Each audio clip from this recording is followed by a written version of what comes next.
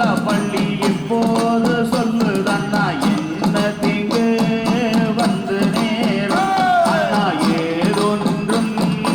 அறியலையே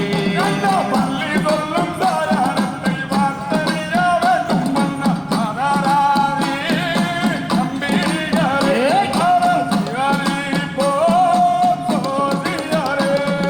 தங்கை வள்ளி நாயகிக்கு வேங்கை மாறம்